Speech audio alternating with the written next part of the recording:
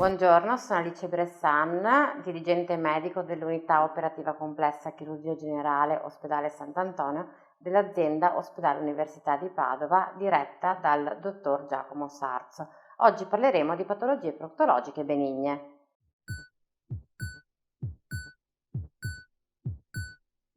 Le patologie proctologiche benigne sono un ampio spettro di disturbi, ovvero comprendono la malattia emorroidaria, le fistole, gli ascessi perianali, le cisti pilonidali, le ragadi anali e i disturbi funzionali del pavimento pelvico, quali l'incontinenza fecale o la stipsi da ostacolata espulsione.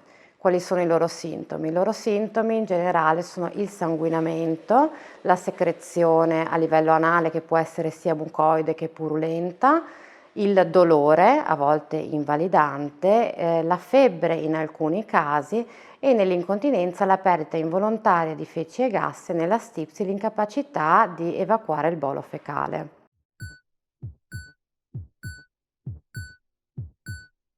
Innanzitutto dal punto di vista clinico è fondamentale la visita proctologica e dopodiché abbiamo le metodiche strumentali. Come si svolge la visita proctologica? La visita proctologica è un esame mini-invasivo, ambulatoriale, che non necessita di sedazione. È ben tollerato solitamente dal paziente che viene posto in decubito sul fianco di sinistra in posizione fetale. Viene ispezionato innanzitutto il perineo alla ricerca di alterazioni cutanee, solitamente o di prolassi. Viene eseguita poi un'esplorazione digitale anorettale mediante l'utilizzo di un gel solitamente anestetico.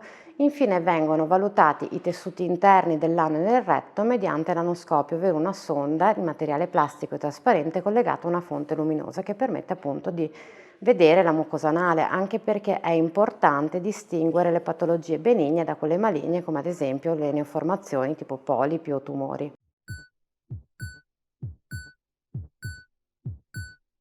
Come diagnostica di secondo livello abbiamo le indagini strumentali che sono l'ecografia transanale e la manometria anorettale anche ad alta risoluzione che vengono eseguite nel nostro centro, sempre in regime ambulatoriale. Possiamo anche associare la TAC e la risonanza magnetica come indagini ulteriori.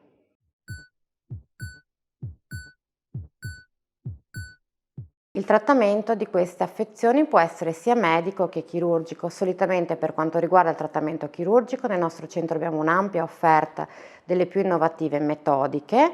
Peraltro facciamo parte del centro di terzo livello per la cura delle incontinenze, usiamo la nuova metodica della neuromodulazione sacrale per l'incontinenza.